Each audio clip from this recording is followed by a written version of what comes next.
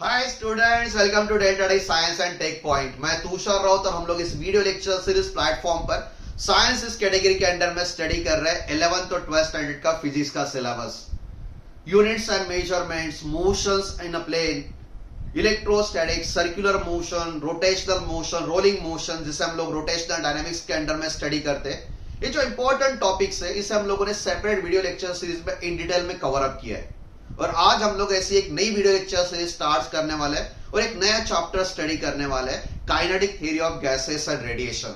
जैसे हम लोगों ने रोटेशनल डायनामिक्स को 15 पार्ट्स में इन डिटेल में कवर अप किया है, इन द सेम वे हम लोग काइनेटिक थ्योरी ऑफ गैसेस को भी नंबर ऑफ पार्ट्स में कंप्लीट करने वाले हैं, जो कि हम लोग स्टेट बोर्ड हो या फिर सीईटी या फिर जेईई मेंस हो, जितना सिलेबस है वो पूरा सिलेबस कवर अप करने वाले हैं।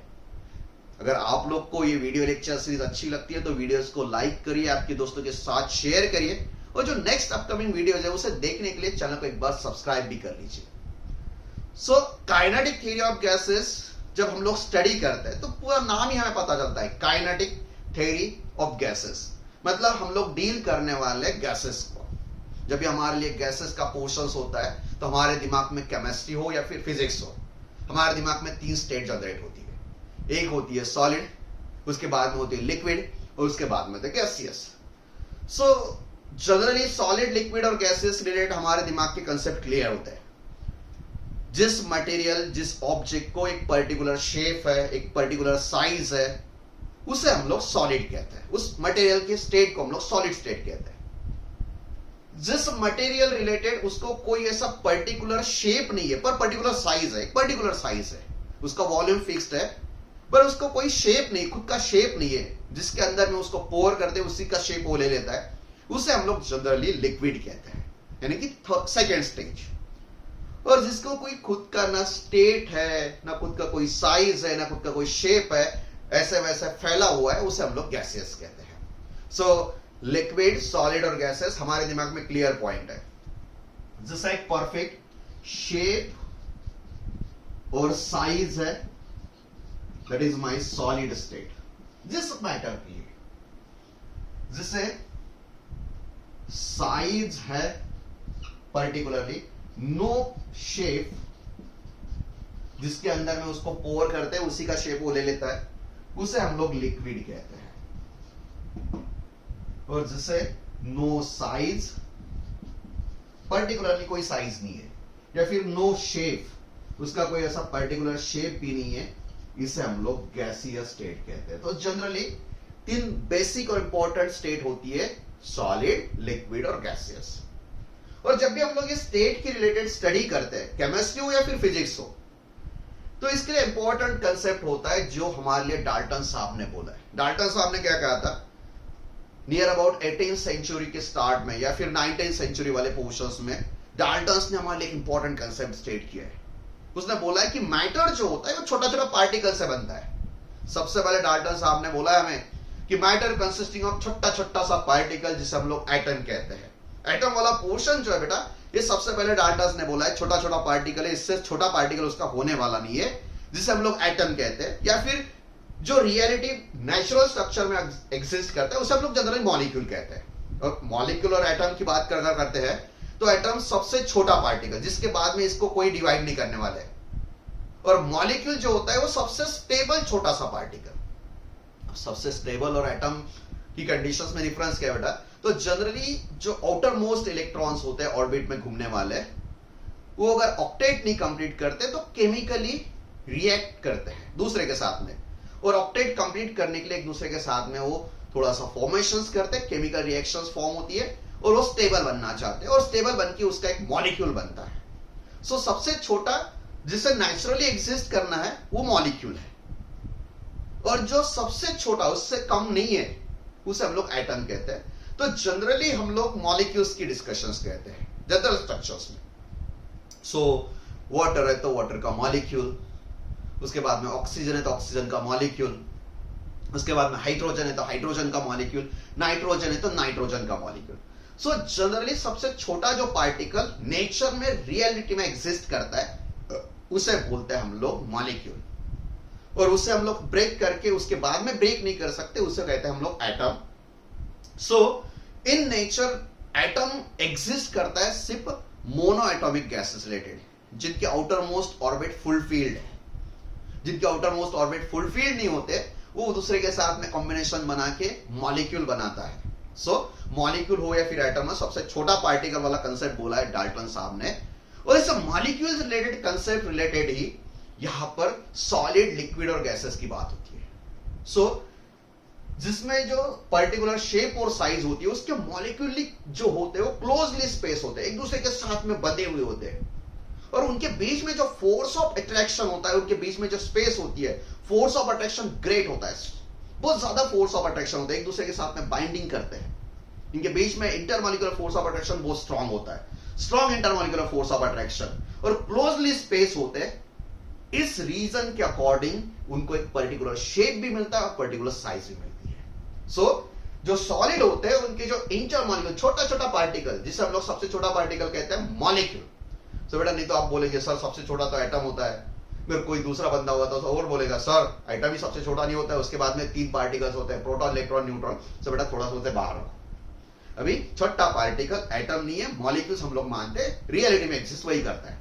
सिर्फ monoatomic gases, argon, neon, xenon वगैरह होता है, वही मोनोएटॉमिक कंडीशंस में एटम लेवल पर एग्जिस्ट करते हैं। सो जो सॉलिड होते हैं ना, उस सॉलिड्स के मॉलिक्यूल एक दूसरे के साथ में अच्छे से बॉन्ड बनाते हैं, अच्छे से फॉर्म होते हैं, इंटरमॉलिक्यूलर फोर्स ऑफ अट्रैक्शन भी ग्रेट होता है और क्लोजली स्पेस होते हैं। इसके कारण उसको एक पर्टिकुलर शेप और साइज मिलती है। कंपैरेटिवली लिक्विड जो होता है बेटा, इनका जो इंटरमॉलिक्यूलर फोर्स ऑफ अट्रैक्शन होता है और जो मॉलिक्यूल के स्पेसिंग होती है सॉलिड के कंपैरिजन में वीक होती है। Intermolecular force of attraction present होता है, ऐसा नहीं होता कि एक दूसरे को नहीं छोड़, कोई अट्रैक्ट नहीं कर रहा है। Intermolecular force of attraction present होता है, एक दूसरे के साथ में बंधे हुए होते हैं, बट जितने स्ट्रांगली ये सॉलिड में बनते हैं उतना स्ट्रांग यहां पर नहीं होता है। सो थोड़ा सा सेपरेशन होता है, एक दूसरे के साथ में रहते हैं पर इतना भी कुछ ज्यादा फोर्स ऑफ अट्रैक्शन नहीं होता है। इस कारण उसको एक पर्टिकुलर साइज तो मिल जाती है पर शेप नहीं मिलता है, और जिस कंटेनर में उसे भर के रखते हैं हम लोग, उस कंटेनर का शेप वो बना लेते हैं। सो इसे हम लोग लिक्विड कहते हैं according to the force of attraction between molecules. और हमारे जो गैसेस होते हैं ना बेटा, ये बड़े मनमोजी लोग होते हैं, इनके बीच में इंटरमॉलिक्यूलर फोर्स ऑफ अट्रैक्शन बहुत ही कम होता है, एक दूसरे के साथ में ऐसे फैले हुए होते हैं, एक मॉलिक्यूल यहां पर, दूसरा मॉलिक्यूल यहां पर, दूसरा मॉलिक्यूल।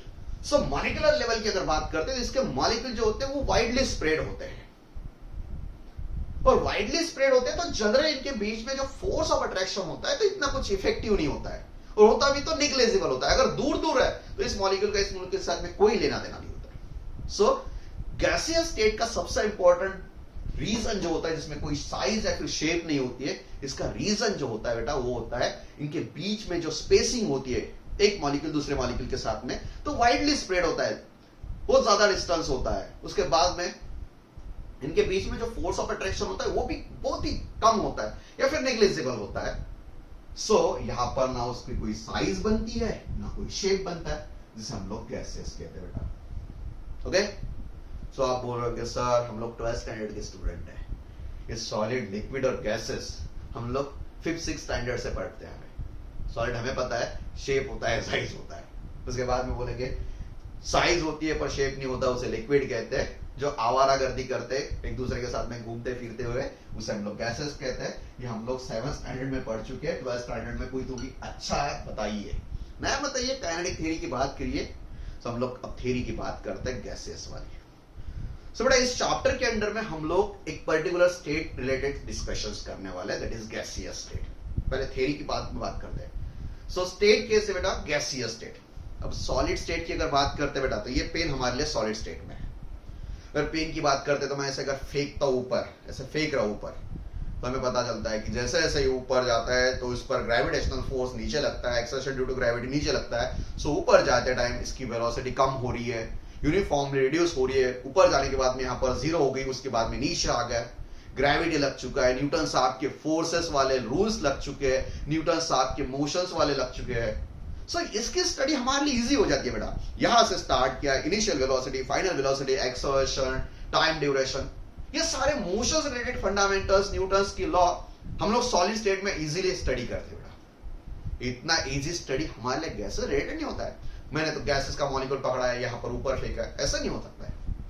पहले तो बेटा गैसेस कंटेनर के अंदर में बंद करके रखने होते हैं। यहां पर देखिए, यहां पर ये प्लास्टिक के सॉलिड स्टेट में जितने मॉलिक्यूल्स है खुद के खुद एक दूसरे के साथ में बंधे हुए हैं। गैसेस का ऐसा नहीं है, लिक्विड भी है तो खुद के मॉलिक्यूल खुद के साथ में बंधे हुए होते हैं। गैसेस के मॉलिक्यूल्स नहीं होते बेटा, एक पर्टिकुलर उसे हम लोग को कंटेनर में बंद करके रखना होता है और उसके बाद में मॉलिक्यूल्स हो वहां पर एक गैंग बनाते हैं। ओके, सो न्यूटन्स लॉ हो, मोशन से रिलेटेड हो या फिर ग्रेविटी हो, ये कंसेप्ट हम लोग जनरली सॉलिड के लिए अच्छी तरह से फोकस करते हैं। बट यही कंसेप्ट मैं गैसियस स्टेट में नहीं स्टडी कर सकता बेटा। गैसियस स्टेट रिलेटेड मेरा इंटरेस्ट थोड़ा अलग है। अगर मैं सॉलिड की बात करता हूं तो मेरा इंटरेस्ट वेलोसिटी में है, एक्सेलरेशन में है, ग्रेविटी में है, वेट में है, मोमेंटम रिलेटेड बात कर रहा हूं मैं। पर गैसियस स्टेट में हमारे लिए कुछ अलग इंटरेस्टिंग पैरामीटर्स होने चाहिए जिस पैरामीटर के बेसिस पर हम लोग गैसेस को स्टडी करें। सो गैसेस रिलेटेड जब हम लोग पैरामीटर्स बात करते हैं तो गैसेस रिलेटेड हम लोग 3 इंपॉर्टेंट पैरामीटर्स की बात करते हैं। जब भी हम लोग गैसेस की स्टडी करते हैं तो गैसियस की स्टडी में हम लोगों के लिए 3 इंपॉर्टेंट पैरामीटर होते हैं जिसे हम लोग को बहुत ज्यादा केयरफुली स्टडी करना होता है। सबसे इंपॉर्टेंट पैरामीटर होता है प्रेशर ऑफ अ गैस। बेटा प्रेशर एक इंपॉर्टेंट पैरामीटर जो गैसेस रिलेटेड हमारे स्टडी करना होता है। उसके बाद में होता है temperature, temperature of a gas. उसके बाद में होता है उसने ऑक्यूपाई किया हुआ स्पेस यानी वॉल्यूम ऑफ अ गैस। ये 3 पैरामीटर्स हमारे लिए बहुत ज्यादा इंपॉर्टेंट होते हैं। उसके बाद में एनर्जी ऑफ दैट गैस, जब हम लोग काइनेटिक एनर्जी कहते हैं या फिर जो भी एनर्जी लेवल्स होती है वो गैसेस रिलेटेड। सो जैसे हमारे लिए सॉलिड में वेलोसिटी, एक्सेलरेशन वगैरह इंपॉर्टेंट होता है स्टडी करते टाइम, काइनेमैटिक्स स्टडी करते हैं, तो वैसे जब हम लोग गैसेस की स्टडी करते हैं तो गैसेस रिलेटेड हम लोग 3 पैरामीटर्स पर ज्यादा फोकस करते हैं। प्रेशर, सो प्रेशर हम लोग P वर्ड से डिनोट करते हैं और इसका जो फोर्स रिलेटेड यूनिट्स होता है ये होता है फोर्स पर यूनिट एरिया। सो इसका ऐसा यूनिट बनता है न्यूटन पर स्क्वायर मीटर, जिसे हम लोग पास्कल्स कहते हैं। ध्यान रखना है बेटा, यूनिट ऐसा यूनिट्स को ध्यान रखना है। टेम्परेचर कैपिटल T लेटर से हम लोग इसे डिनोट करते हैं, एक फंडामेंटल क्वांटिटी है। इसका जो SI यूनिट होता है ये साइंटिस्ट के नाम पर है, दैट इज केल्विन। उसके बाद में जो वॉल्यूम होता है वो वॉल्यूम V लेटर से हम लोग डिनोट करते हैं, दैट इज स्पेस ऑक्यूपाइड।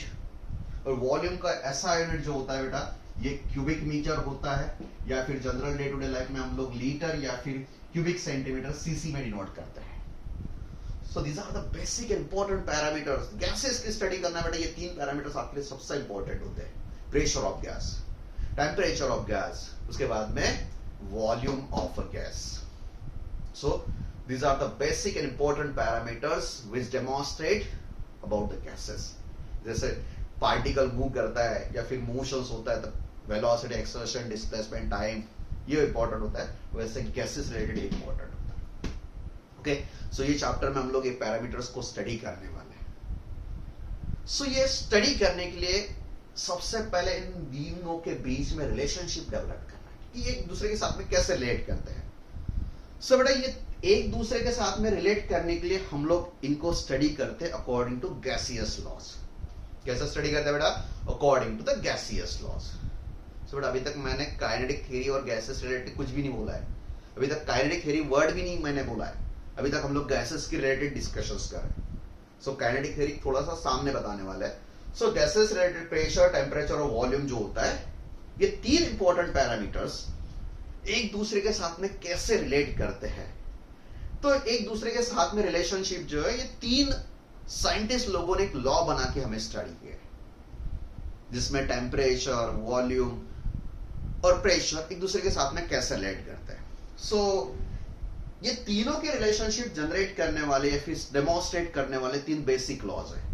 ये बेटा डाल्टन्स के पहले वाले लॉज है। ऐसा नहीं कि डाल्टन्स ने बोला है छोटा छोटा पार्टिकल्स, तो डाल्टन्स के पहले ये गैस लॉ एग्जिस्ट करते थे। तो सबसे इंपॉर्टेंट लॉ है बेटा जो बेसिक है ये है बॉयल्स लॉ।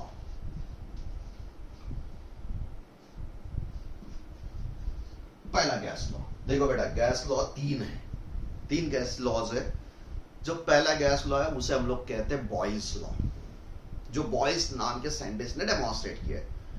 बॉयल्स ने क्या स्टेटमेंट दिया बेटा कि अगर जो गैसियस वाली कंडीशंस होते हैं, जो गैसेस होते हैं, अगर उस गैसेस का टेम्परेचर कांस्टेंट है, ध्यान रखिए बेटा, बॉयल्स लॉ का स्टेटमेंट है टेम्परेचर रिमेन्स कांस्टेंट, मतलब जो गैसेस रिलेटेड हम लोग डिस्कशंस करने वाले हैं, तो गैस रिलेटेड डिस्कशंस में हम लोग टेम्परेचर कभी नहीं चेंज करने वाले। मतलब ऑक्सीजन भरा हुआ है, उसके बाद में कुछ एक्टिविटी हो रही है, बट ऑक्सीजन पहले जितने टेम्परेचर पर 30 डिग्री सेल्सियस पर है, तो एंड तक जब तक हम लोग बात करने वाले हैं उस टाइम तक टेम्परेचर कांस्टेंट होने वाला है, मतलब 30 degree centigrade to 30 degree centigrade है। अगर गैसेस रिलेटेड, अगर गैसेस का टेम्परेचर चेंज नहीं होता है, अनचेंज होता है, कांस्टेंट होता है, तो उस टाइम पर हम लोग बॉयल्स लॉ डेमोन्स्ट्रेट करते हैं। सो बॉयल्स लॉ का स्टेटमेंट ये होता है बेटा कि अगर गैसेस का टेम्परेचर कांस्टेंट है, जो गैसेस है उसका टेम्परेचर नहीं चेंज हो रहा है with respect to the time, then जो दूसरे पैरामीटर्स, देखिए बेटा दूसरे कौन से पैरामीटर है, एक है प्रेशर, दूसरा है वॉल्यूम, टेम्परेचर तो हमारे लिए कांस्टेंट है बेटा। इस टाइम पर ये प्रेशर और जो वॉल्यूम होता है ये एक दूसरे के साथ में इनवर्स रिलेशनशिप में होते हैं, यानी कि वॉल्यूम और pressure are inversely proportional to each other. मतलब अगर प्रेशर बढ़ता है तो वॉल्यूम डिक्रीज होता है, अगर वॉल्यूम इंक्रीज होता है तो प्रेशर डिक्रीज होता है। So at a constant temperature, so temperature equals to constant, then volume of a gas is inversely proportional to the pressure, या फिर pressure is inversely proportional to the volume.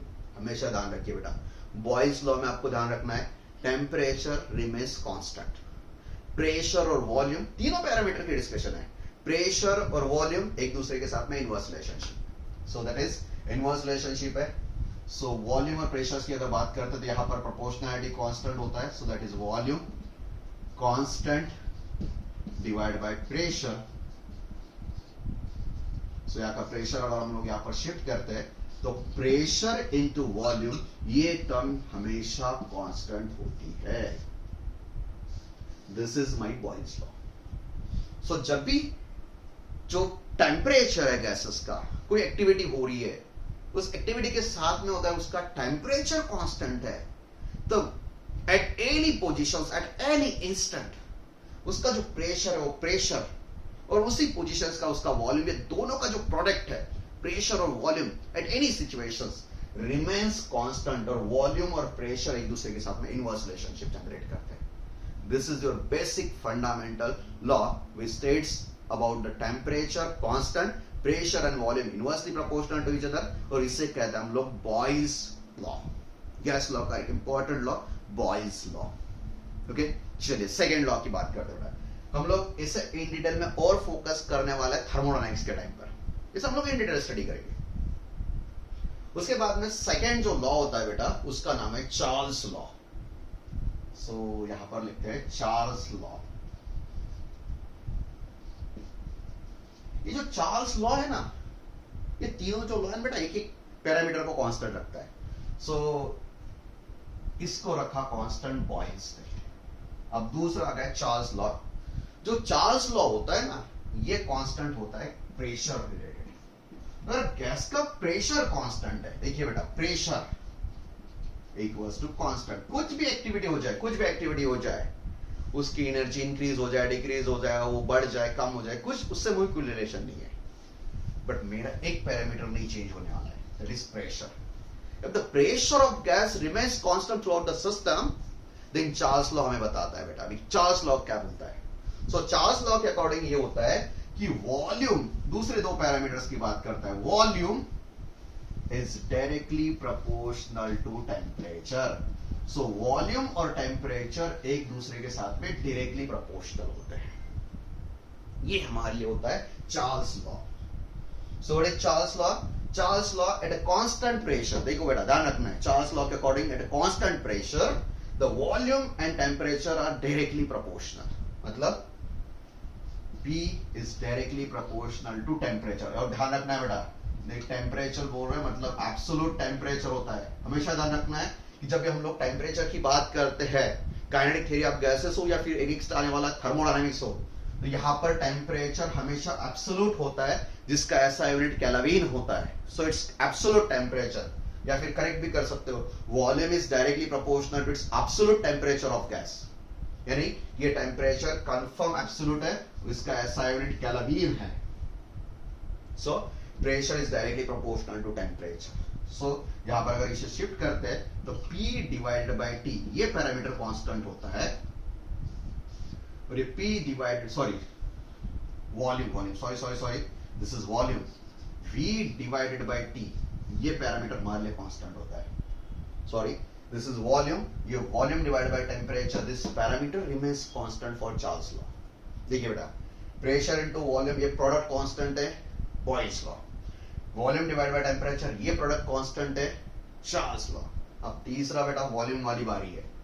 अब volume को constant रखने वाला scientist जो है बेटा, इसका नाम है गैलुसॉक्स, जिसे हम लोग गैलुसॉक्स लॉ कहते हैं। गैलुसॉक्स लॉ के according volume of a gas constant, मतलब गैस का वॉल्यूम नहीं बदल रहा बेटा, आप कुछ भी एक्टिविटी करो वॉल्यूम नहीं बदलने वाला, volume remains constant. If the volume of a gas remains constant then दूसरे पैरामीटर्स की भी डिस्कशंस करते हैं बेटा। At that time pressure is directly proportional to temperature, यानी प्रेशर बढ़ रहा है टेम्परेचर बढ़ने वाला है, प्रेशर कम हो रहा है टेम्परेचर कम हो रहा है। So that pressure is directly proportional to temperature. और यहां पर अगर हम लोग कांस्टेंट की बात करते हैं तो P divide by capital T remains constant, this is my Gay Lussac's law. चलिए बेटा, तीनों गैस लॉ इंपॉर्टेंट है, तीनों इंपॉर्टेंट पैरामीटर्स के बारे में डिस्कशंस करता है। बॉयल्स लॉ, इसका कहना है बेटा कि अगर temperature of gas remains constant then volume and pressure are inverse relationship with each other. उसके बाद में चार्ल्स लॉ का कहना है बेटा कि अगर pressure of gas remains constant then volume and temperature are directly proportional to each other. और गैलुसॉक्स लॉ हमें समझाता है बेटा कि अगर volume of a gas remains constant throughout the system then the volume is directly proportional to temperature. So P by T equals to constant, V by T equals to constant for Charles law and PV equals to constant for Boyle's law। और अगर तीनों law कोई gases perfectly follow करता है, तीनों law को अगर follow करता है ये रिलेशनशिप, तो तीनों गैस लॉ फॉलो करने वाले गैसेस को हम लोग बोलते हैं आइडियल गैसेस। ध्यान रखिए बेटा, जब भी आप लोग आइडियल गैसेस की बात करते हो, गैसेस की बात करें हम लोग, काइनेटिक की बात ही नहीं करें बेटा। सो जब भी आप लोग गैस लॉज की बात करते हो, गैस लॉ कौन से बेटा? तीन लॉज है, Boyle's law temperature constant pressure and volume inversely proportional, Charles law pressure constant volume temperature directly proportional, Gay Lussac's law volume constant pressure temperature directly proportional. ये तीनों लॉ जब एक कोई गैस फॉलो करता है तो जो फॉलो करने वाला गैस होता है उसे हम लोग आइडियल और परफेक्ट गैसेस कहते हैं। जनरली ये तीनों लॉ जो गैस लॉज फॉलो होते हैं उसे हम लोग आइडियल या फिर परफेक्ट गैस कहते हैं। तो ध्यान रखना बेटा, जब भी आपके दिमाग में अगर या फिर कोई पॉइंट्स होता है कि it is an ideal gas, तो हमेशा आपको एक बात को फोकस करना है, आइडियल गैस है बेटा, तीनों लॉ फॉलो होने वाले हैं। Boyle's law confirm, Charles law confirm, Gay Lussac's law confirm, तीनों लॉ अगर कंबाइनली फॉलो होते हैं तो ये तीनों का कॉम्बिनेशन हम लोग एक ही इक्वेशन में लिखते हैं बेटा। यहां पर देखिए, प्रेशर वॉल्यूम मल्टीप्लिकेशन कांस्टेंट, यहां पर वॉल्यूम बाय टी कांस्टेंट, उसके बाद में P बाय टी कांस्टेंट। तो इन तीनों को अगर हम लोग कंबाइनली लिखते हैं बेटा तो ये हमारे लिए बनता है मल्टीप्लिकेशन में pressure volume divide by temperature equals to constant. देखो बेटा, तीनों लॉ का ये कॉम्बिनेशन है, तीनों लॉ, ये लॉ ऐसा है बेटा कि ये तीनों लॉस को फॉलो करता है। ये इक्वेशन है ना, ये इक्वेशन दिस इक्वेशन कौन सा इक्वेशन है बेटा? Pressure multiplied by volume divide by temperature equals to constant, ये लॉ को फॉलो करता है। देखिए बेटा, टेम्परेचर कांस्टेंट है, ये कांस्टेंट को कांस्टेंट से मल्टीप्लाई करो, PV इक्वल्स टू कांस्टेंट। उसके बाद में V divide by T equals to constant, V divide by T pressure constant, so pressure equals to constant. उसके बाद में P divide by T, P divide by T, उसके बाद में वॉल्यूम कांस्टेंट है तो यहां पर वॉल्यूम कांस्टेंट। सो ये जो इक्वेशन है बेटा, ये यूनिक इक्वेशन है, ये इस लॉ को भी फॉलो करता है, इस लॉ को भी फॉलो करता है और इस लॉ को भी फॉलो करता है, और ये इक्वेशन होता है PV divide by T equals to constant. और इसी इक्वेशन को हम लोग कहते हैं आइडियल गैस इक्वेशन या फिर परफेक्ट गैस इक्वेशन। देखो बेटा, हम लोग हर एक पॉइंट्स को यहां पर डेवलप करते जा रहे हैं। सबसे पहले गैसेस हम लोग वेलोसिटी वगैरह नहीं स्टडी कर रहे, गैसेस रिलेटेड हमारे लिए इंपॉर्टेंट पैरामीटर है प्रेशर, टेम्परेचर और वॉल्यूम। इसके अकॉर्डिंग हम लोगों के पास में 3 लॉज है, Boyle's law, Charles law, Gay Lussac's law. एक दूसरे के साथ में रिलेशनशिप बनाते हैं और तीनों एक जगह पर हम लोग जब कंबाइन करते हैं तो इक्वेशन बनता है, that is pressure volume divide by temperature equals to constant. और इसी इक्वेशन को हम लोग बोलते हैं आइडियल गैस इक्वेशन या फिर परफेक्ट गैस इक्वेशन। ध्यान रखिए बेटा, ये हमारे लिए आइडियल गैस इक्वेशन है। कौन सा इक्वेशन है बेटा? Pressure volume divide by temperature equals to constant. और टेंपरेचर के टाइम पे आपको हमेशा ध्यान रखना है ये एब्सोल्यूट होता है, इसका ऐसा यूनिट केल्विन होता है बेटा, डिग्री सेल्सियस नहीं यूज करना है, केल्विन यूनिट्स यूज करना है। प्रेशर का ऐसा यूनिट होता है न्यूटन पर स्क्वायर मीटर, जिसे हम लोग पास्कल्स कहते हैं। और वॉल्यूम जो होता है इसका ऐसा यूनिट हम लोग कहते हैं क्यूबिक मीटर। लीटर वगैरह है तो आपको कन्वर्ट करना ही है उसे, डिग्री सेल्सियस है तो केल्विन में कन्वर्ट करना ही है। प्रेशर दूसरे फॉर्मेट में मेगा पास्कल है या फिर बार फॉर्मेट्स में, तो आपको उसको पास्कल्स फॉर्मेट में कन्वर्ट करके रखना है। चलो बेटा, अब तीनों लॉज को हम लोग यहां से रफ करते हैं और एक ही इक्वेशन कंबाइन लिखते हैं बेटा, that equation equals to PV upon capital T equals to constant. P stands for pressure, V stands for volume and T stands for absolute temperature, जो कि केल्विन फॉर्मेट्स में होता है। So equation become PV divided by T equals to constant। और ये constant जो होता है बेटा बहुत इंटरेस्टिंग है। ये जो कांस्टेंट है ना, ये कांस्टेंट, इसकी जो वैल्यू होती है, ये वैल्यू हमारे लिए इंटरेस्टिंग है। आज हम लोग इस टॉपिक पर डिस्कस करने वाले। इसका जो कांस्टेंट होता है बेटा, ये होता है स्मॉल n इंटू आर। पहले स्मॉल इंटू आर डिस्कस करते हैं। What is mean by small n? तो बेटा n स्मॉल जो होता है इसे कहते हैं number of mole of gas. बेटा ध्यान रखिए, केमिस्ट्री वाला टॉपिक है। 7 फंडामेंटल क्वांटिटीज होती है बेटा, उसमें एक अमाउंट ऑफ सब्सटेंस होता है जिसका ऐसा यूनिट मोल होता है। So that mole, that is amount of gas, यानी कि number of mole of that gas. कितना मोल गैस है, दिस नोटेड एज n। और उसके बाद में जो ये r है बेटा, इसे कहते हैं गैस कांस्टेंट।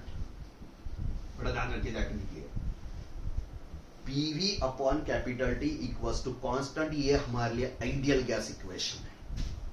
और जो कांस्टेंट टर्म होती है, इसकी जो वैल्यूएशंस होती है ना बेटा, ये वैल्यूएशंस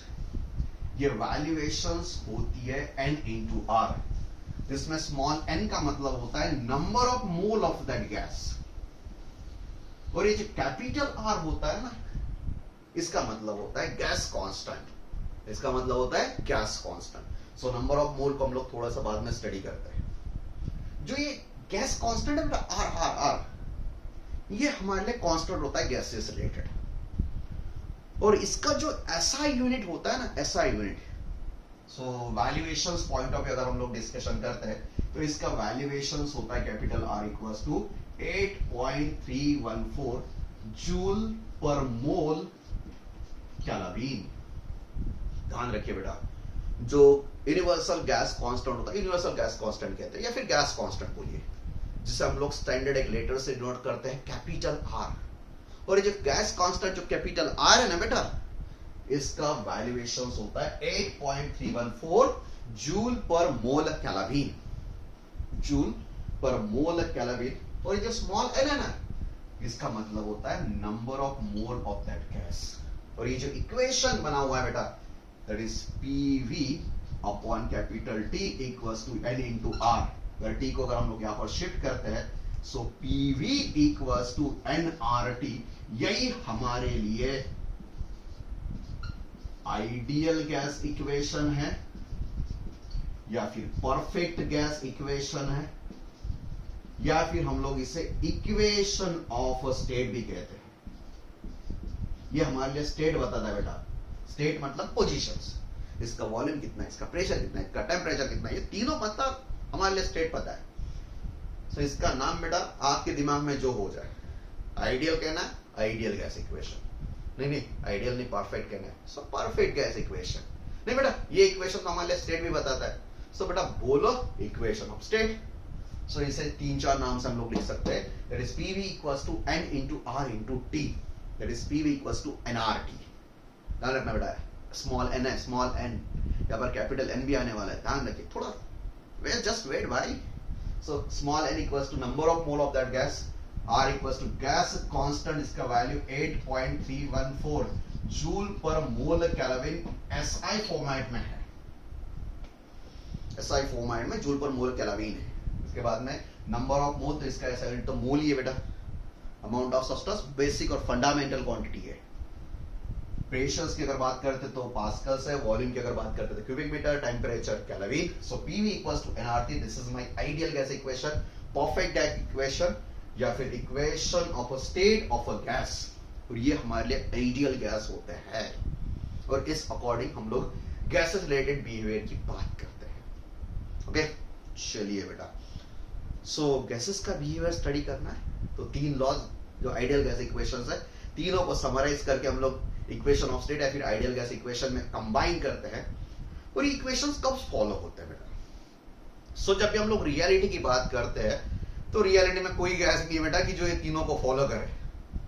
जनरली ये तीनों लॉज फॉलो हो जाए ऐसी कंडीशंस नहीं होती है। और ये फॉलो होने के लिए क्या जरूरी होता है?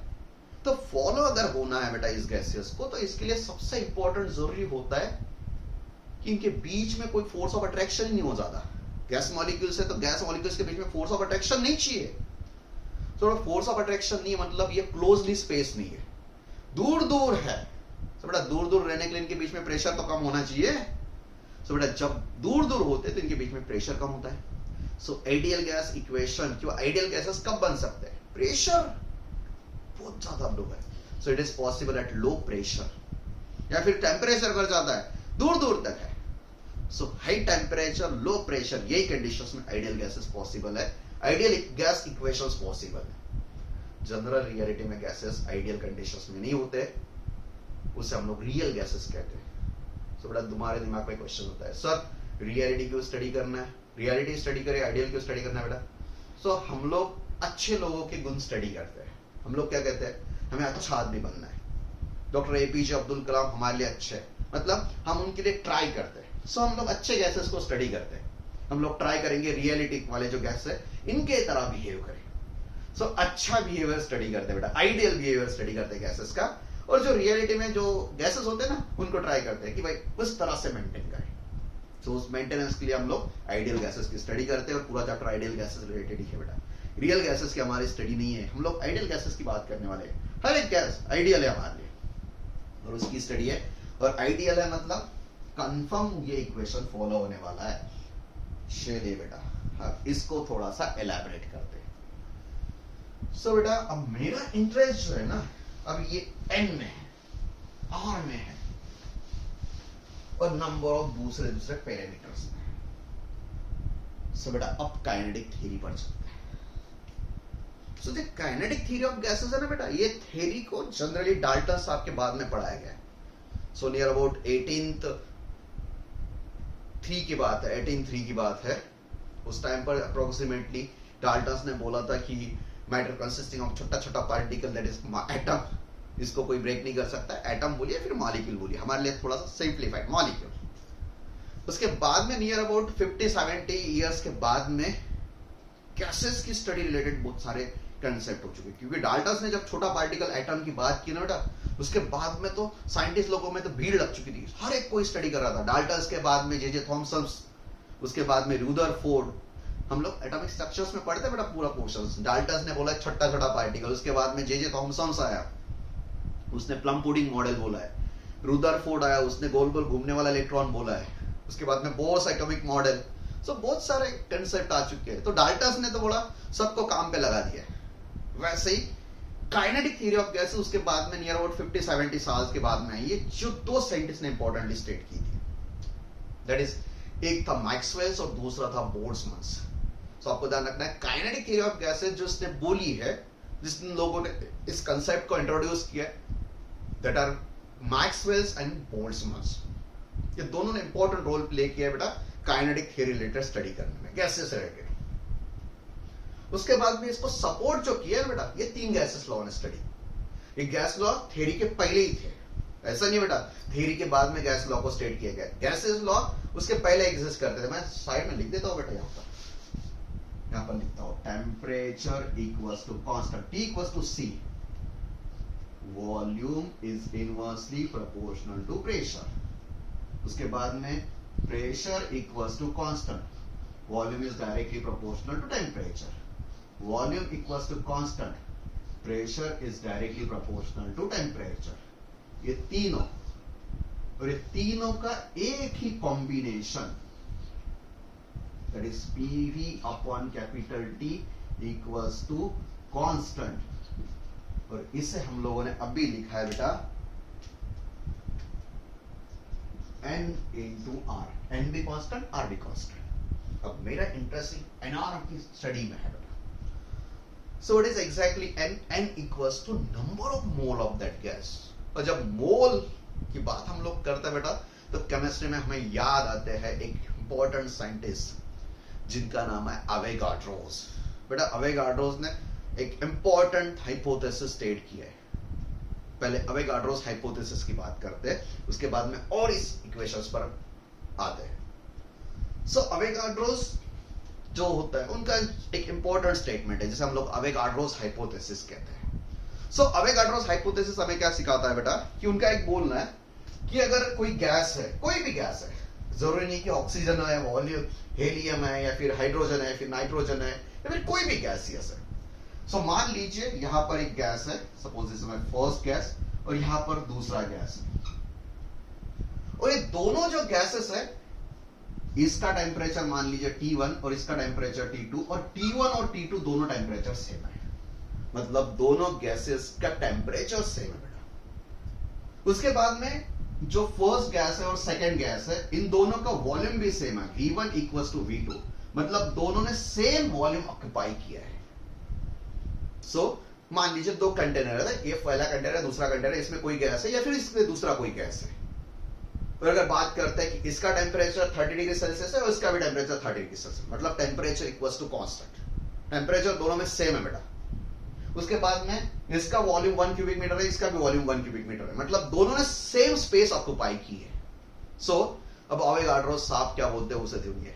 सो अवेगाड्रो साहब बोलते हैं कि if the temperature and volume of a gas remains same, दो गैसेस है या फिर नंबर ऑफ गैसेस है, जो गैसेस की हम लोग डील कर रहे हैं बेटा, इफ द टेम्परेचर और volume of gas remains same, then अब यहां पर दो पैरामीटर्स आते हैं। देन यहां पर वॉल्यूम कैसा है बेटा, सेम है, टेम्परेचर दोनों का कैसा है, सेम है, देन ये दोनों गैसेस जो होते हैं बेटा, ये इक्वल नंबर ऑफ मॉलिक्यूल्स होते हैं। अगर इसमें 1 मिलियंस ऑफ मॉलिक्यूल होंगे, एट द सेम टाइम इसमें 1 मिलियंस ऑफ मॉलिक्यूल है, आग बन करके, मतलब ये दोनों सेम नंबर ऑफ मॉलिक्यूल्स होते हैं।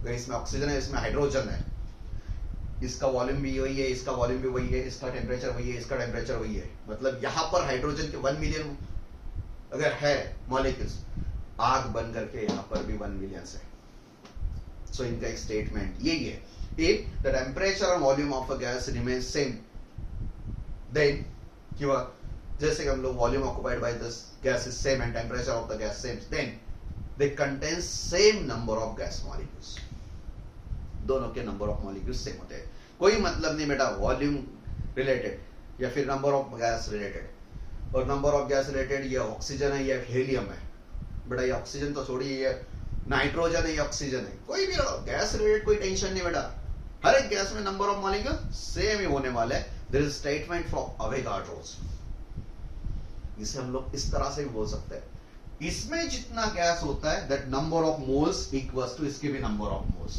दोनों के नंबर ऑफ मोल्स भी सेम होते हैं, मतलब it contains equal number of molecules and equal number of mole of that gas. इसमें अगर 2 मोल ऑफ गैस है तो इसमें भी 2 मोल ऑफ गैस है। इससे कहते हैं बेटा अवेगाड्रोस लॉ, इसे क्या कहते हैं बेटा, अवेगाड्रोस लॉ या फिर अवेगाड्रोस हाइपोथेसिस। सो आपको हमेशा ध्यान रखना है व्हाट इज अवेगाड्रोस हाइपोथेसिस। सो आपको ध्यान रखना है, if the temperature and volume occupied the gas is same, then these gases occupy or contains the same number of mole of gas and same number of molecules of that gas. So दोनों के same number of molecules भी होते हैं और same number of mole of that gas भी होता है। This is called as Avogadro's hypothesis. अगर ये अवोगाड्रोस हाइपोथेसिस है बेटा, तो इससे भी डिटेल में स्टडी करते हैं। सो ये जो नंबर ऑफ मोल होता है जिसे हम लोग n कहते हैं, that is n equals to number of moles. बेटा केमिस्ट्री में हम लोग इसे इन डिटेल स्टडी करते हैं। नंबर ऑफ मोल्स की जब बात होती है तो ये हमारे लिए रेशो होता है। क्या रेशो होता है? कोई भी गैस है, अगर ये मान लीजिए एक कंटेनर है, उसका मुझे नंबर ऑफ मोल्स कैलकुलेट करना है, अमाउंट ऑफ सब्सटेंस कैलकुलेट करना है। सो आपको ध्यान रखना है नंबर ऑफ मोल जो होता है it is a ratio of mass of that gas. जो गैस होता है, मान लीजिए एक डब्बा है, उसके अंदर में गैस फील्ड है। सो उस गैस का जो मास होता है, जिसे हम लोग कैपिटल M से डिनोट करते हैं, that mass of that gas divided by molar और मॉलिक्यूलर मास। बेटा मोलर मास और मॉलिक्यूलर मास ये जो होता है, इन दोनों का रेशियो भी नंबर ऑफ मोल्स ही होता है। एन ध्यान रखिए बेटा, इसे हम लोग m नॉट से डिनोट करते हैं। So what is mean by total mass? Mass जो होता है बेटा उस गैस का मास डिवाइड बाय उस गैस का मोलर मास, इसे कहते हैं बेटा नंबर ऑफ मोल्स। आपको एक ध्यान रखना है, what is n? n in number of moles, तो आपको ध्यान रखना है mass of that gas divide by molar mass of that gas.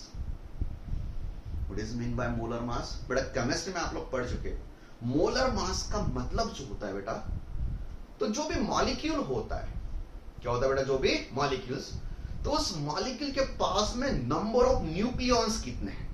बेटा न्यूक्लियॉन्स कौन होता है? एटम छोटा सा पार्टिकल है, सबसे सेंटर में बैठे हुए दो लोग हैं, एक है न्यूट्रॉन, दूसरा है प्रोटॉन। उसके अराउंड सर्कुलर पाथ में घूम रहे इलेक्ट्रॉन्स। सो सेंटर में बैठे हुए जो दो लोग होते हैं बेटा, प्रोटॉन और न्यूट्रॉन, इन दोनों की जो एडिशन होती है उसे कहते हैं nucleons, that is number of nucleons. और जो नंबर ऑफ न्यूक्लियॉन्स होता है उसकी जो एडिशन होती है मॉलिक्यूल्स में, उस एडिशन को हम लोग मोलर मास कहते हैं। मान लीजिए थोड़ा एग्जांपल लेते हैं, कार्बन है, सॉरी ऑक्सीजन है, ऑक्सीजन का मॉलिक्यूल बनता है O2 से। ऑक्सीजन का मॉलिक्यूल बनता है बेटा O2 से। सो व्हाट इज ऑक्सीजन मॉलिक्यूल? देखिए देखिए ध्यान रखिए, ऑक्सीजन का जो मॉलिक्यूल है, ऑक्सीजन का एटॉमिक नंबर है बेटा 8, मतलब उसके सेंटर पे बैठे हुए 8 प्रोटॉन है और 8 नंबर ऑफ न्यूट्रॉन भी है। उसके बगल में घूमने वाले सर्कुलर पाथ वाले 8 इलेक्ट्रॉन्स है। सो 8 प्रोटॉन, 8 इलेक्ट्रॉन, 8 न्यूट्रॉन। सो हमें मतलब है प्रोटॉन और न्यूट्रॉन से। सो एक एटम के पास में 8 प्रोटॉन, 8 न्यूट्रॉन, यानी 16 नंबर ऑफ न्यूक्लियॉन्स है। और बेटा ऑक्सीजन का मॉलिक्यूल एटॉमिक स्ट्रक्चर में एक सिंगल एटम नहीं एग्जिस्ट करता है, ऑक्सीजन के साथ में बना के O2 फॉर्मेट में मॉलिक्यूल एग्जिस्ट करता है। सो ऑक्सीजन मॉलिक्यूल जो बेटा 16 पहले एटम के और 16 दूसरे एटम की बात कर रहे हैं। So that is equals to 32 जो होता है, ये होता है हमारे लिए मोलर मास ऑफ ऑक्सीजन। उसने बेटा ज्यादा रॉकेट साइंस नहीं है, नंबर ऑफ न्यूक्लियॉन्स की काउंटिंग करिए, उसकी अलजेब्रिक सम करिए, इसमें जितने न्यूक्लियॉन्स प्रेजेंट है उस मॉलिक्यूल के पास में, that is my molar mass. ऐसे हमारे लिए नाइट्रोजन भी बनता है, या फिर कार्बन डाइऑक्साइड भी बनता है, कार्बन मोनोऑक्साइड भी बनता है। मान लीजिए कार्बन डाइऑक्साइड है, CO2। चलिए बेटा, carbon 6 atomic number, 6 proton, 6 neutron. So ये होगा हमारे लिए 12। उसके बाद में O2 जो है बेटा अभी कैलकुलेशंस किया, that is 32, 32 plus 12 equals to 44। So this is 44। इसका मोलर मास है बेटा कार्बन डाइऑक्साइड। चलिए जीवन की बात करते हैं, लाइफ, H2O, पानी के बिना तो लाइफ ही नहीं बेटा, H2O। हाइड्रोजन साहब की अगर बात करते तो अकेला बंदा ऐसा है जिसके पास में एक प्रोटॉन है और न्यूट्रॉन निग्लिजिबल है, एग्जिस्ट नहीं करता है, ऐसा हम लोग मानते हैं। तो बेटा हाइड्रोजन ऐसा बंदा है जिसके पास में प्रोटॉन है, न्यूट्रॉन गायब है, मतलब इसका पास में एक प्रोटॉन। दूसरा एक हाइड्रोजन है, 2 हाइड्रोजन है, 1 + 1 = 2। सो हाइड्रोजन साहब बोल रहे बेटा 2, ऑक्सीजन एक सिंगल है, ये हो गया 16, 2 + 16 = 18। सो वाटर जो होता है इसका मोलर मास 18 है। कितना है मोलर मास? 18। सो वाटर होगा हमारे 18। हाइड्रोजन अगर बात करते हैं, हाइड्रोजन H2, तो ये होगा हमारे लिए 2। हीलियम की अगर बात करते हैं हम लोग, तो हीलियम 2 प्रोटॉन्स, 2 न्यूट्रॉन्स, मतलब 4। और ये बेटा मोनो एटॉमिक गैस है, इलेक्ट्रॉन खुशी से 2 है, 2 ही सफिशिएंट है, किसी के साथ में कोई जरूरत नहीं है, अकेला बंदा काफी है। इनर्ट गैस है, नोबेल गैस। सो बेटा इसका मोलर मास है 4। सो बेटा इतना कुछ ज्यादा रॉकेट्स है इसलिए मोलर मास इजीली होता है और इसे हम लोग ग्राम में कंसीडर करते हैं। So mass of that gas divided by molar mass of that gas, this is also equals to number of mole. So आपको ध्यान रखना है number of mole n जो होते हैं ये होता है mass of gas divided by molar mass of that gas. So this is my number of moles of that gas. ध्यान रखिए बेटा। अब दूसरा पार्ट, चलो अब मोल्स की बात आ चुकी है तो भाई साहब अवोगाड्रोस की और एक बार हेल्प ले लेते हैं। सो अवोगाड्रोस साहब ने बोला है बेटा टेम्परेचर ऑफ दोनों गैस रिमेन्स सेम, वॉल्यूम भी सेम है, टेम्परेचर भी सेम है, तो इसके पास में जितने नंबर ऑफ मॉलिक्यूल्स है सेम नंबर ऑफ मॉलिक्यूल इसके पास में n नंबर ऑफ मोल्स है तो इसके पास में भी n नंबर ऑफ मोल है। उसके बाद में साहब बोलते हैं कि 1 मोल ऑफ गैस में कितने मॉलिक्यूल्स होते हैं। साहब हमें समझाते हैं कि ये एक डब्बा है और मान लीजिए इस डब्बे के अंदर में 1 मोल ऑफ गैस है, कोई भी हो, क्या बेटा 1 मोल ऑफ गैस है, तो इसके अंदर में कितने नंबर ऑफ उस गैस के मॉलिक्यूल है। तो भाई साहब ने तो पहले बोला है कि इक्वल मोल है तो इक्वल नंबर ऑफ मॉलिक्यूल्स होने वाले हैं। 1 मोल है तो सब 1 मोल के पास में सेम नंबर ऑफ मॉलिक्यूल्स होने वाले हैं। सो अगर ये 1 नंबर रहता है तो इसके पास में जो नंबर ऑफ मॉलिक्यूल्स होता है ये नंबर ऑफ मॉलिक्यूल होते हैं 6.022 10⁻23। लंबा है बेटा इसके सामने, सो इतना ध्यान नहीं होता है। सो 6.022 या फिर 6.03 भी बोलते हैं, 23 भी बोलते हैं, पर 6.022 10⁻23 नंबर ऑफ मॉलिक्यूल्स है। कितने गैस में बेटा 1 मोल ऑफ गैस में। देखो बेटा अवोगाड्रो साहब अभी परफेक्ट वैल्यू देखे गए हमारे लिए।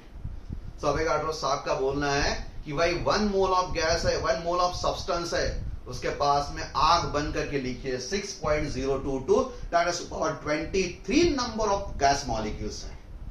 सो इसके बाद में हमें इस बात समझ में आती है 1 mole of gas contains 6.022 10⁻23 number of molecules, और इसी नंबर्स को उनके नाम से पहचानते हैं हम लोग, जिसे हम लोग कहते हैं Avogadro's number. So what is mean by Avogadro's number? Avogadro's number is the number of gas molecules contain in 1 mole of gas. 1 mole of gas के अंदर में जितने नंबर ऑफ मॉलिक्यूल्स प्रेजेंट होते हैं, that number of molecules present in 1 mole of gas, that value of that number of molecules of that gas present in 1 mole of gas, that numbered value is known as Avogadro's number.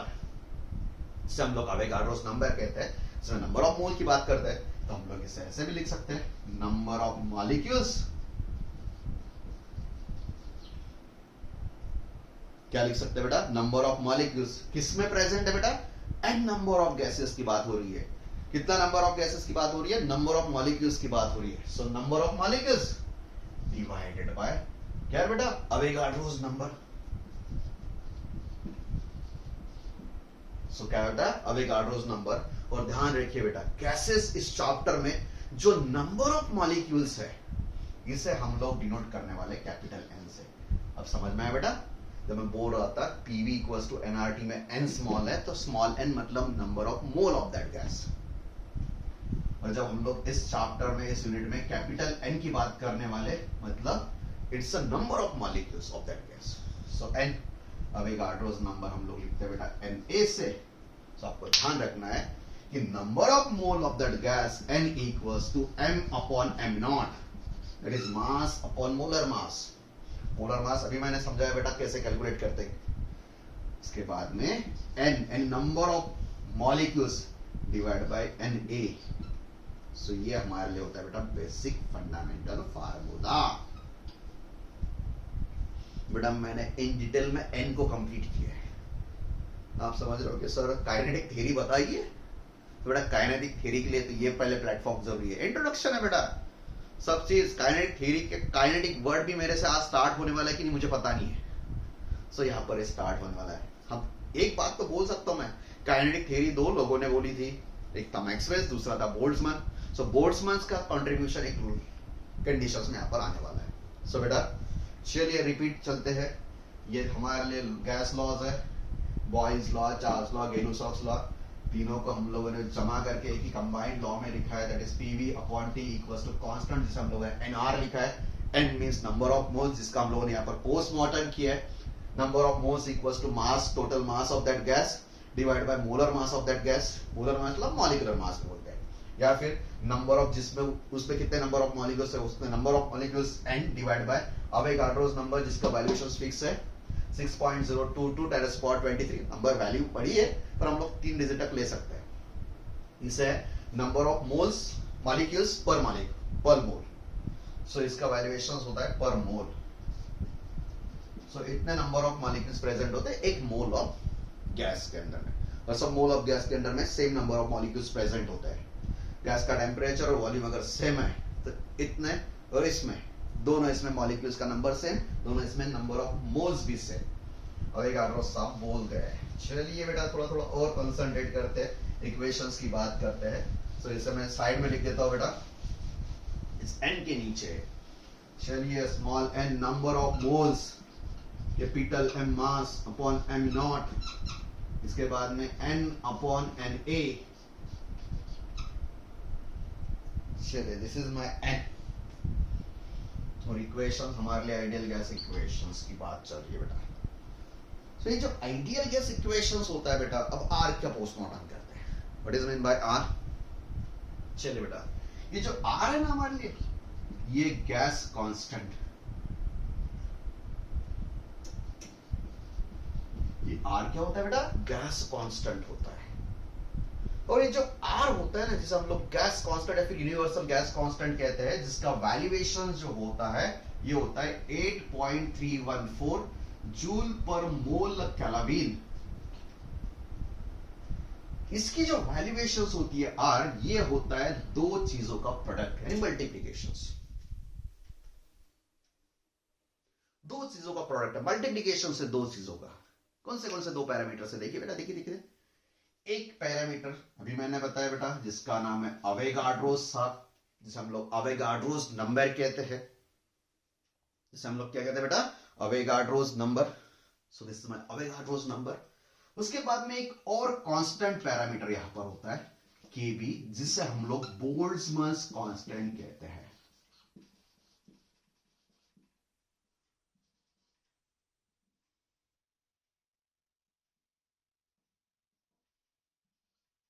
इसे हम लोग क्या कहते हैं बेटा? Boltzmann constant. देखिए बेटा, देखो ध्यान से देखो, जो कैपिटल आर है, जिसे हम लोग गैस कांस्टेंट कहते हैं, ये एक प्रोडक्ट है। किस चीज का प्रोडक्ट है? अवोगाड्रोस नंबर। किसका प्रोडक्ट है बेटा? Avogadro's number. और ये है बोल्ट्जमैन कांस्टेंट। अभी एक नया कांस्टेंट यहां पर इंट्रोड्यूस हो चुका है बेटा, साहब का नाम तो हमें पहले ही बताया, मैक्सवेल्स और बोल्ट्जमैन। ये दो लोग काइनेटिक थ्योरी के बॉसेस है बेटा। इन दोनों ने काइनेटिक थ्योरी को हमें डेमोन्स्ट्रेट किया है। और जो गैस कांस्टेंट है Na केवी, Na मतलब अवोगाड्रोस नंबर, केवी मतलब होता है बोल्ट्जमैन कांस्टेंट। क्या होता है बेटा? Boltzmann constant. और जो बोल्ट्जमैन कांस्टेंट होता है, इसकी जो वैल्यूएशन होती है बेटा, ये हमारे लिए फिक्स होती है। इसकी जो वैल्यू होती है, ये होती है 1.38 10 to the power -23।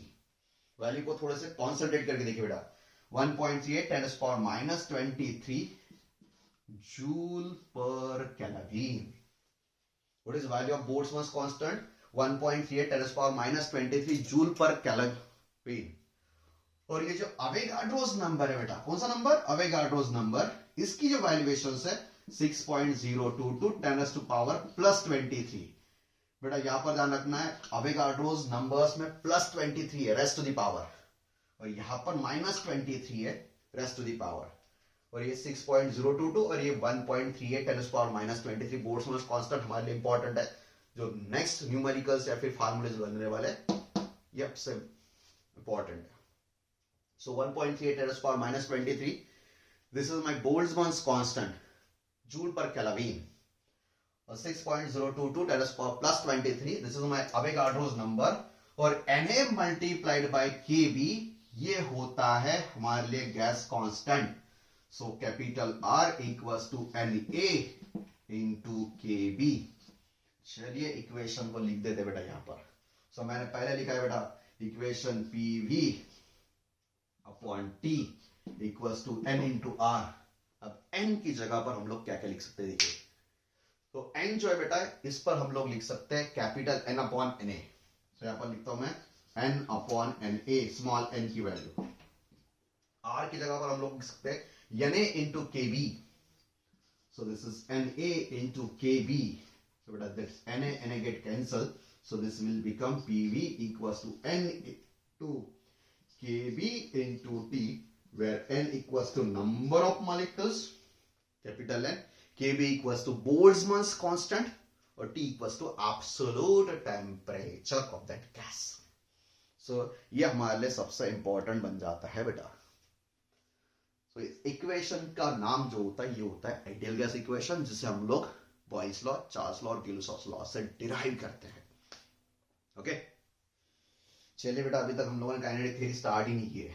एक बार मैं पूरा पोर्शन समराइज कर देता हूं और लिख लेते हैं यहां पर। देखिए बेटा, काइनेटिक थ्योरी ऑफ गैसेस में हम लोग गैसेस की बात कर रहे हैं। गैसेस की अगर बात हो रही है तो तीन भाई साहब हमारे लिए इंपॉर्टेंट होते हैं, Boyle's law, Charles law, Gibbs law. और ये तीनों के अकॉर्डिंग लॉ जो फॉलो करते हैं उसे हम लोग आइडियल गैसेस, परफेक्ट गैसेस कहते हैं। और उनका जो इक्वेशन बनता है उसे हम लोग आइडियल गैस इक्वेशन कहते हैं। फटाफट समराइज कर देते हैं, बाद में आप लोग के लिए क्लास को एंड करते हैं।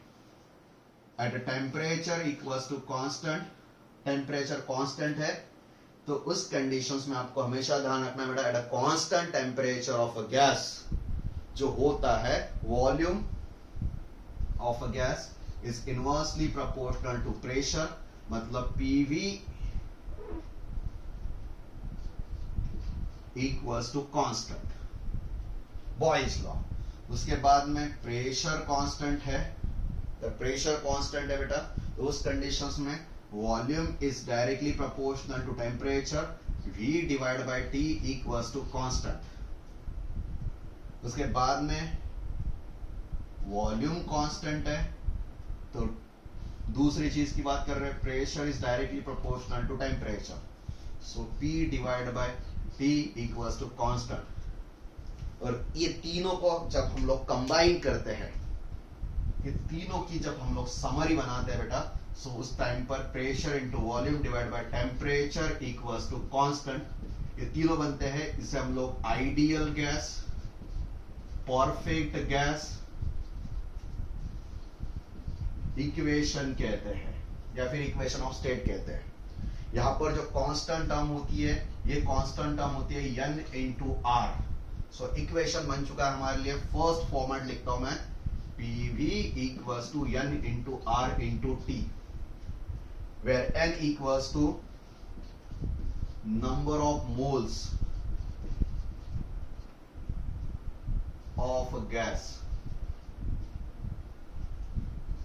R equals to gas constant 8.314 joule per mole kelvin, T equals to absolute temperature। और इस N का भी पोस्टमार्टम करते हैं। N का पोस्टमार्टम जब हम लोग करते हैं तो number of mole equals to होता है mass of that gas upon molar mass. Molar mass का मतलब नंबर ऑफ न्यूक्लियॉन्स, जिसे हम लोग एटॉमिक मास नंबर भी कहते हैं, उसके जो न्यूक्लियस है उसके एडिशन कर लीजिए सीधा सीधा। और जो नंबर ऑफ मॉलिक्यूल्स होते हैं, number of molecules divide by Avogadro's number. Avogadro's number का मतलब होता है 6.022 + 23। इतने नंबर ऑफ मॉलिक्यूल्स प्रेजेंट है 1 मोल में। So that Na equals to Avogadro's number, जिसका वैल्यूएशन आपको ध्यान रखना है। The valuation equals to 6.022 × 10⁻23 numbers of molecules per mole of that gas. तो जब इसे हम लोग यहां पर इंटरप्रीट करते हैं तो उस टाइम पर हम लोग इसे एडजस्ट कर सकते हैं। और ये जो R होता है इसे हम लोग लिख सकते हैं Na इंटू KB। ये जो KB होता है बेटा, KB मतलब बोल्ट्जमैन्स कांस्टेंट।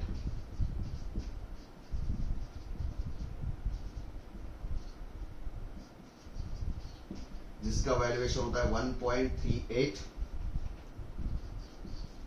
-23 जूल पर केल्विन।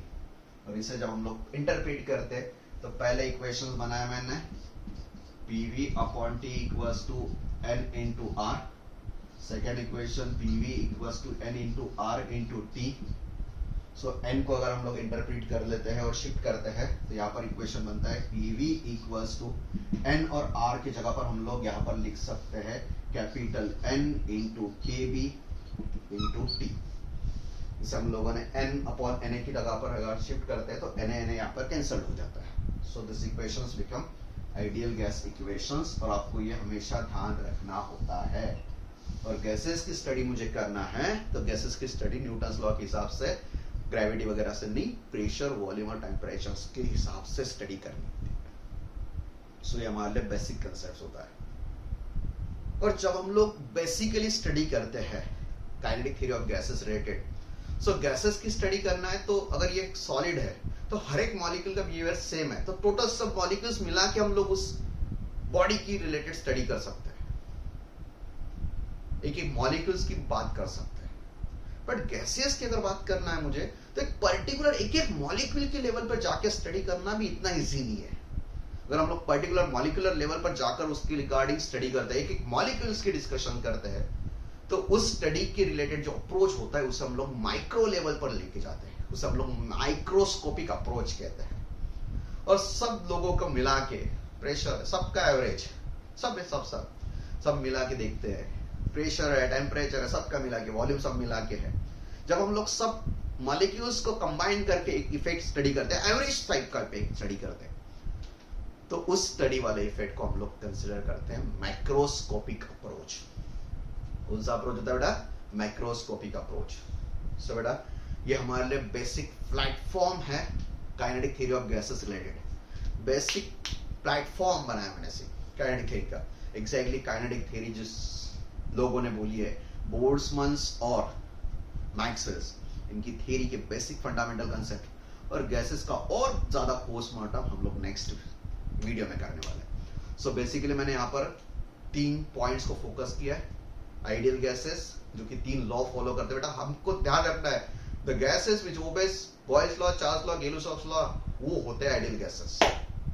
आइडियल होने के लिए प्रेशर लो होना चाहिए, टेम्परेचर हाई होना चाहिए। हम लोग नेक्स्ट सेशन में भी इसे डिटेल में स्टडी करने वाले हैं। तीनों इक्वेशंस यहाँ पर दी गए मैंने, ये इक्वेशन एक फॉलो करता है, उसे हम लोग इक्वेशन ऑफ स्टेट या फिर आइडियल गैस इक्वेशन या फिर परफेक्ट गैस इक्वेशन कहते हैं। और इसके अकॉर्डिंग बोल्ट्जमैन कांस्टेंट को भी हम लोगों ने समझा है, हाइपोथेसिस स्टडी किया है अवोगाड्रोस का। प्रेशर और वॉल्यूम अगर कांस्टेंट है तो इसमें जितने मॉलिक्यूल है सेम नंबर ऑफ मॉलिक्यूल इसमें भी है, इसमें जितना नंबर ऑफ मोल है उसमें सेम नंबर ऑफ मोल है। और एक मोल ऑफ गैस जो होता है, कोई भी गैस, इसका टोटल नंबर ऑफ मॉलिक्यूल जो होते हैं 6.022 10⁻+23 होते हैं। बोल्ट्जमैन कांस्टेंट 1.38 10⁻⁻23 एक नया कांस्टेंट टर्म है। बोल्ट्जमैन कांस्टेंट और अवोगाड्रोस नंबर दोनों का जो मल्टीप्लिकेशन फैक्टर होता है वो हमारे लिए यूनिवर्सल गैस कांस्टेंट होता है, जिसके मैग्नीट्यूड, जिसके valuation 8.314 joule per mole kelvin. और जो नंबर ऑफ मोल्स होते हैं उसे हम लोग स्मॉल एन से नोट करते हैं, नंबर ऑफ मॉलिक्यूल्स को हम लोग कैपिटल एन से, अवोगाड्रोस नंबर को Na से, बोल्ट्जमैन कांस्टेंट Kb, और m that is mass of that gas, और m not that is molar mass of that gas, number of nucleus. So बेटा try किया है मैंने कि पूरा बेसिक प्लेटफॉर्म तैयार हो जाए और नेक्स्ट सेशन से हम लोग डायरेक्ट काइनेटिक थ्योरी की बात करें। So thank you for watching this long video. पहला लेक्चर है बेटा, लंबा खींच दिया मैंने, कोई बात नहीं है, नेक्स्ट वीडियोस भी हम लोग अच्छी तरह से कवर अप करने वाले हैं। सो नेक्स्ट वीडियो जो नेक्स्ट डे आने वाला है, अच्छी तरह से वेट करिए। चैनल पर नहीं तो चैनल को सब्सक्राइब जरूर कर लीजिए बेटा, लाइक शेयर और कमेंट। सो बेटा अगर पहले वीडियो में आप लोग कमेंट करेंगे तो नेक्स्ट वीडियो सेशंस जब तक सीरीज कंप्लीट होती है तब तक इसे इंप्रूव भी कर सकता है। Okay, thank you for watching this long video. मिलते हैं नेक्स्ट वीडियो में जिसमें हम लोग काइनेटिक थ्योरी ऑफ गैसेस के असम्पशंस, काइनेटिक थ्योरी कैसे स्टार्ट होती है, गैसेस की रिगार्डिंग बेसिक फंडामेंटल्स जो हम लोगों ने पहले कंप्लीट किया उसको फॉलो अप करके कंप्लीट करने वाले हैं। Okay, so thank you guys watching for this long video lecture series. Like share और कमेंट ध्यान रखना है बेटा, नहीं तो मुझे लगता है कि मुझे पढ़ाते ही नहीं आता है। अगर आप लोग लाइक शेयर और कमेंट करते हैं तो मुझे थोड़ा सा अप्रिसिएशन मिल जाता है, आपके दोस्तों के साथ भी शेयर होते हैं तो सब्सक्रिप्शन मिल जाता है और मुझे भी थोड़ी मन तो तसल्ली हो जाती है कि नहीं भाई अच्छा कुछ काम कर रहे हैं हम लोग। कैनेडिक थ्योरी इंटेल में कवर अप करने वाले हैं, सीईटी वीटी सब कवर करने वाले बेटा, जी मेंस तक हम लोग लेवल लेके जाएंगे। Okay, thank you so much for watching this long video. मिलते हैं नेक्स्ट वीडियो में।